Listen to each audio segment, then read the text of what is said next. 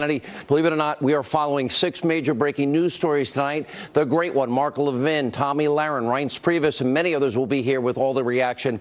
This is a massive development today. The FBI may have, in fact, broken the law and violated their own protocol when getting a FISA warrant to spy on Carter Page. This according to a brand new letter out tonight from the House Intelligence Committee Chairman Devin Nunes. Also tonight, the important questions are being asked.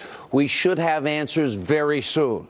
And also tonight, Trump-Russia collusion crusader Adam Schiff, he's admitting, we have the tape, he has seen no evidence that this collusion exists. Former Clinton independent counsel, even Ken Starr, he's saying Robert Mueller is way beyond his mandate. So is this even more proof that the investigation has been and continues to be a witch hunt? And also breaking right now, Vladimir Putin, he's unveiling nuclear weapons that he claims can avoid detection. We're going to explain tonight why the liberal media, Democrats, Obama, Hillary Clinton are all to blame. And the liberal mayor of Oakland, California, under fire for aiding and abetting criminal illegal immigrants. He's actually warning them about federal ICE raids. Is the mayor putting law enforcement and American lives in danger? The short answer, yes. Also, Fox News reporting that the commanding officer during the Florida school shooting ordered some deputies on the scene not to enter the school. This answers a ton of questions. A lot of breaking news. We get started in our breaking news opening monologue. All right. These are massive and huge breaking developments tonight about what is severe Obama-era FISA abuses. This letter, just released tonight to the Attorney General Jeff Sessions, the House Intel Committee Chair Devin Nunes, is detailing how the FBI may have literally broken the law and violated bureau protocols when obtaining that FISA warrant to surveil Trump campaign associate Carter Page. Now, in this letter released tonight, Nunes points out specific DOJ guidelines when it comes to FISA surveillance. He writes, quote, under the subsection FISA verification and accuracy procedures, the FBI itself acknowledges this importance. Quote, the accuracy of information contained within FISA applications is of the utmost importance. Only documented and verified information may be used to support FBI applications, FISA warrants to the court. Given this new information, Chairman Nunes, he is now demanding the DOJ explain if, in fact, these protocols are still in place. We already know the answer. They never verified this. And if they are, the chairman wants to know how officials will be punished for violating this law, lying to a FISA judge, and not following protocol. This letter also points out how using this false information in a FISA court could violate several laws. Look at them on the screen. 18 U.S.C. 242, using color of law to conduct a targeted investigation based on the pretext of law enforcement.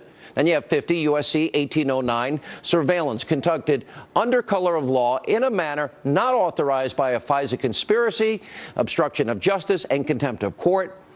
What this means is the scandal is getting bigger and bigger, unlike an abuse of power we have ever seen in the history of this country. That's why we are peeling layer after layer of this onion. Now, Greg Jarrett, Sarah Carter, Jason Chaffetz, the great one, Mark Levin, will all have reaction to this tonight. And also breaking, we have more evidence the Democrats' Trump-Russia collusion narrative for 20 months is a complete farce. Democratic Congressman Adam Schiff, you know, the ranking member of the House Intel Committee, longtime professional Trump hater, he's now admitting that the scary, damning, earth-shattering information that he has now been playing up for more than a year is already in the public domain. Really? Where is it? Watch this. You said you had more than circumstantial evidence of treasonous collusion with Russia. What specifically were you referring to? And please be specific, because if it's true, I do believe Americans have the right to know a year later what that is.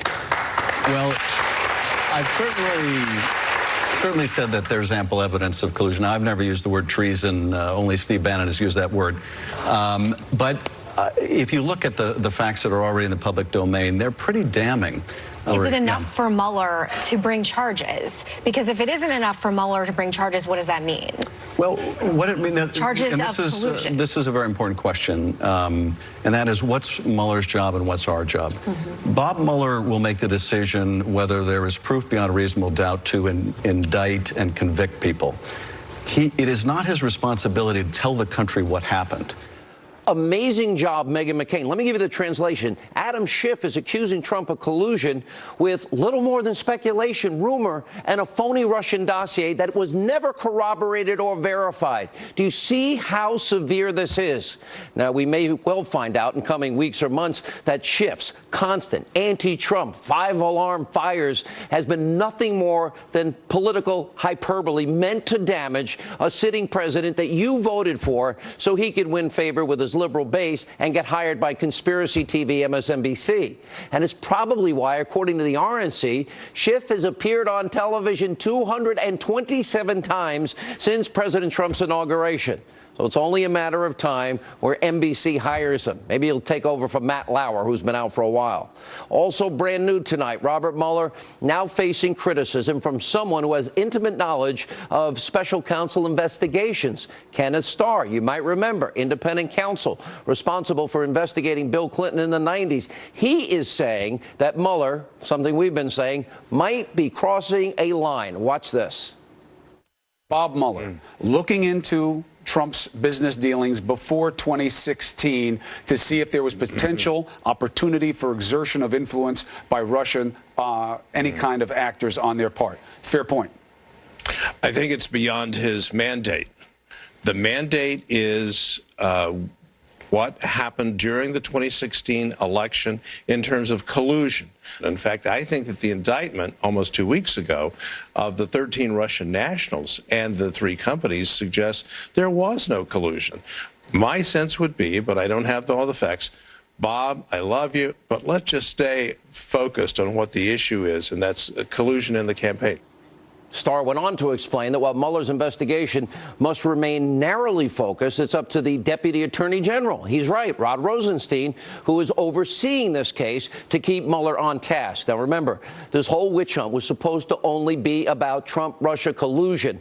That evidence does not exist all of this time. Now, speaking of Russia, think about this. With all that talk, we have another major breaking news story tonight, and that's the Russian president, the bad actor, Vladimir Putin. Oh, that's right, the guy that Obama said wasn't a bad actor. And tell Vladimir I'll have more flexibility after the election. Remember that guy? He's claiming he has brand new nuclear weapons that can penetrate America's defenses. Now, Putin made the announcement during a State of the Nation speech. He detailed how these new weapons literally include a nuclear power cruise missile and a new hypersonic missile and a nuclear-powered underwater drone. U.S. officials are casting a lot of doubt on Putin's comments, but saying that his new cruise missile is still in the test phase and has crashed a few times? Okay. And here's my point tonight. You have the liberal media and the Democrats totally obsessed over a conspiracy theory, Trump-Russia collusion, even though we have zero evidence. Putin, every single day, as we are doing this, is getting stronger.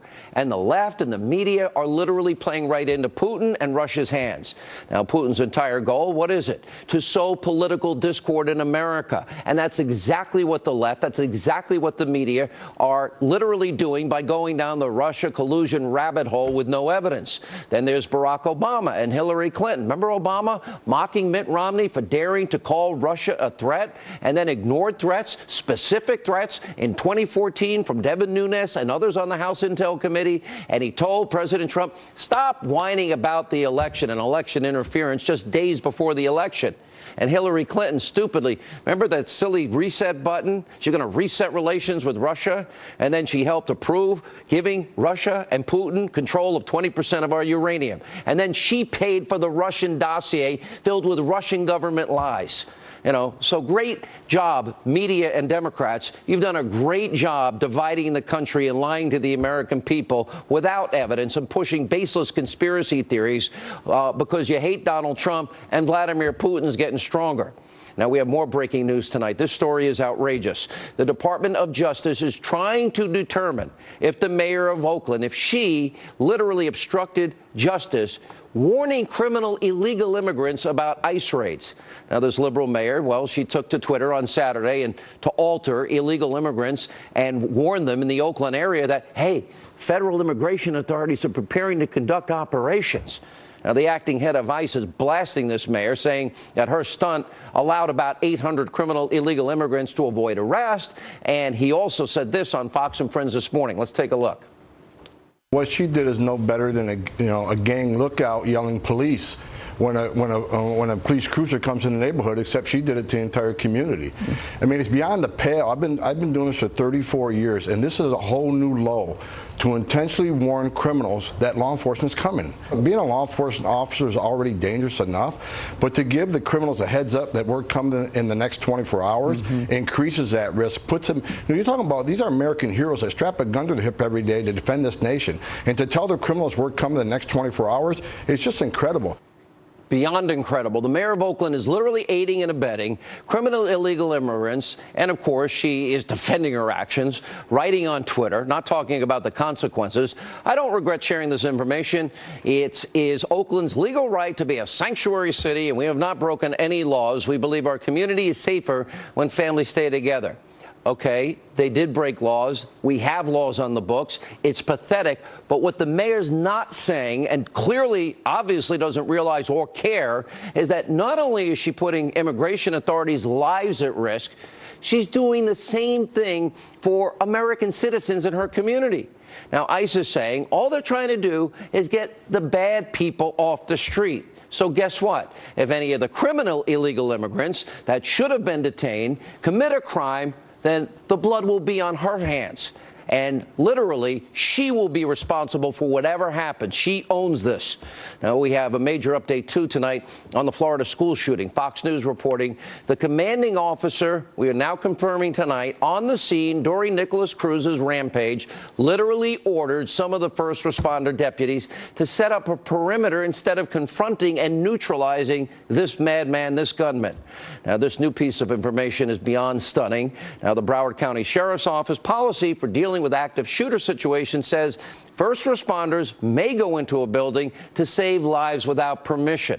The policy does not appear to mention anything about setting up a perimeter. If that's the case, then the question is, why did at least 4 Broward County Sheriff's deputies not rush into the school like the neighboring community Coral Gables officers did to save lives?